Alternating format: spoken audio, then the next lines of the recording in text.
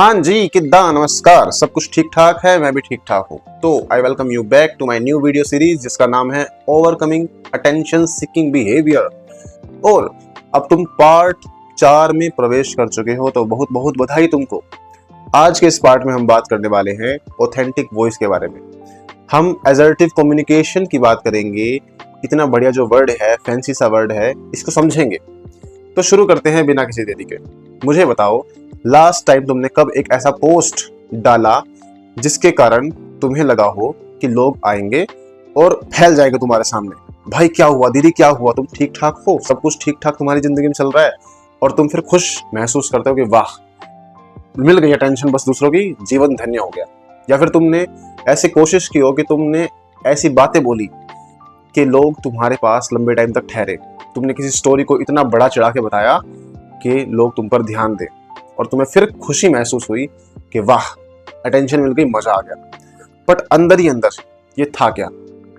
It was just a bad translation of a legitimate connection need. और होता यही है जब हम बिड्स में खेलते हैं। तुम इनडायरेक्टली दूसरों को हिंट देते हो कि तुम्हें अटेंशन चाहिए, जबकि वो तुम्हारी एक कनेक्शन की नीड होती है बेसिक स्तर पे। तो अब यहाँ पे हमें करना क्या है, उसी के बारे में हम समझने वाले हैं। तो समझने वाली बात यह है कि साइकोलॉजी में इस चीज को बोलते हैं अटेंशन बिड।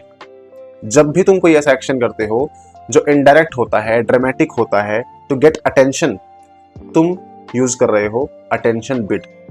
और ये होता क्या है, ये शॉर्ट टर्म में तुम्हें कंफर्ट दे सकता है, अटेंशन दिला सकता है, बट लॉन्ग टर्म में एक रिजेंटमेंट तुम्हारे अंदर पैदा करेगा। तुम्हारे अंदर से ये चीज पनपेगी और रोग बन जाएगी। तो अब तुम्हें करना क्या है? हमें शिफ्ट लेना है एक इनडायरेक्ट कम्युनिकेशन से असर्टिव कम्युनिकेशन पे। असर्टिव कम्युनिकेशन क्या है? To express whatever you feel, to express your need without being dramatic, to express your need respectfully.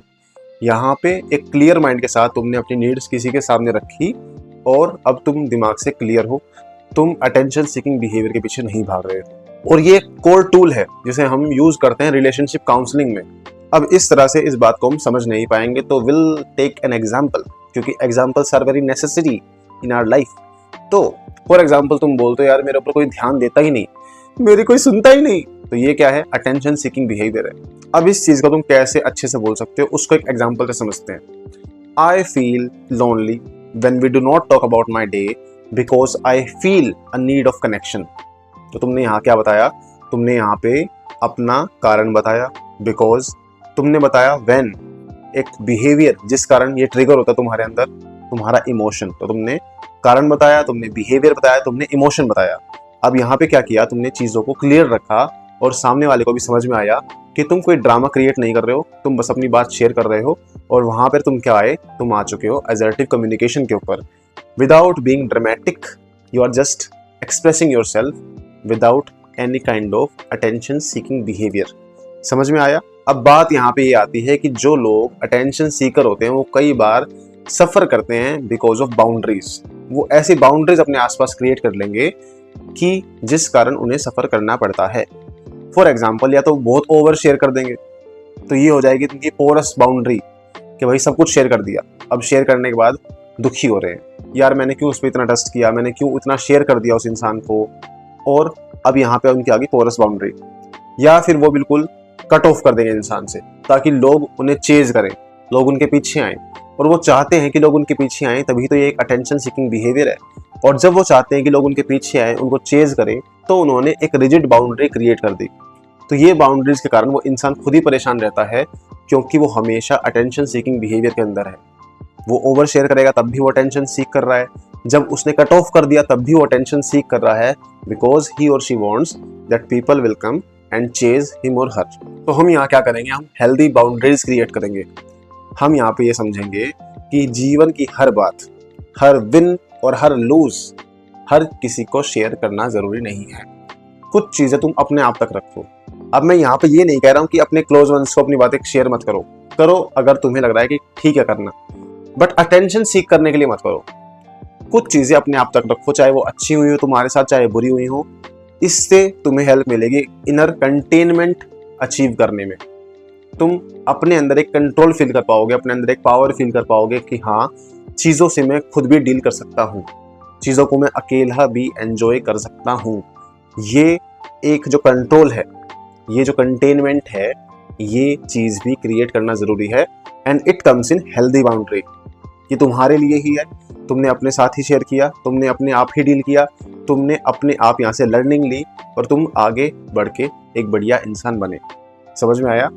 और इसके अलावा एक चीज़ और जो हम कर सकते हैं वो है कि हम यहाँ पे रेसिप्रोकल वाली ट्रिक खेल सकते हैं। तुम्हें पता होगा कि हमें वो लोग पसंद आते हैं जो हमें पसंद करते हैं। कभी फील किया होगा ना ऐसा कि जो लोग हमें पसंद कर रहे हैं, हम उन्हें ऑटोमेटिकली पसंद करते हैं, अच्छा लगता है उनके साथ रहना, है ना? तो तुम क्या कर सकते हो? अब अटेंशन सीकिंग बिहेवियर से अगर तुम्हें बाहर निकलना है तो क्या कर सकते हो? तुम उनको अटेंशन दो, ठीक है? अब यहाँ से क्या हो रहा है कि तुम एक गिवर बन रहे हो। अब तक तुम सीकर थे, तुम उस चीज के पीछे भाग रहे थे, अब तुम अटेंशन दे रहे हो और अनवांटेड अटेंशन नहीं दे रहे हो, किसी को अनकंफर्टेबल नहीं कर रहे हो कि तेरे को अटेंशन दे रहा हूँ, आजा आजा, नहीं, ये काम नहीं करना। तुम जस्ट उन्हें अटेंशन दे रहे हो कि तुम्हें लग रहा है कि उन्हें अच्छा फील होगा, और एक हेल्दी बाउंड्री के अंदर रहते हुए तुम उनको वो अटेंशन दे रहे हो। तुम उनके लिए अच्छे काम कर रहे हो, काइंड जेस्चर शो कर रहे हो, उनके लिए बढ़िया काम कर रहे हो, जिससे उन्हें खुशी फील हो, जिससे वो तुम्हारे साथ रहते हुए कंफर्टेबल फील करे, हैप्पी फील करे, चेरिश फील करे और ग्लैड फील करे।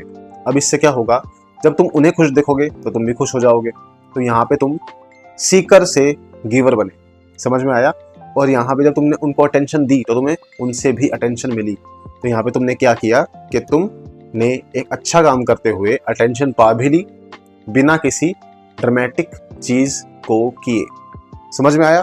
तो ये चीज प्रैक्टिस करो, इस चीज को समझो, तभी इस चीज से बाहर निकल पाओगे। ठीक है?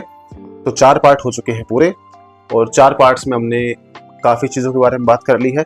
अब बचा है आखिरी पार्ट, जिसमें हम बात करेंगे कि कैसे हम एक लॉन्ग टर्म और लाइफ टाइम का एक स्ट्रेटेजी बनाते हुए, एक प्लान बनाते हुए, चीज़ों को सही रखते हुए आगे चल सकते हैं, ताकि तुम्हें आने वाले टाइम में दिक्कतों का ज़्यादा सामना ना करना पड़े। तुम स्मार्टली उनसे डील कर पाओ और तुम स्मार्टली आगे बढ़ पाओ और एक अच्छा जीवन जी पाओ मेरे मित्र।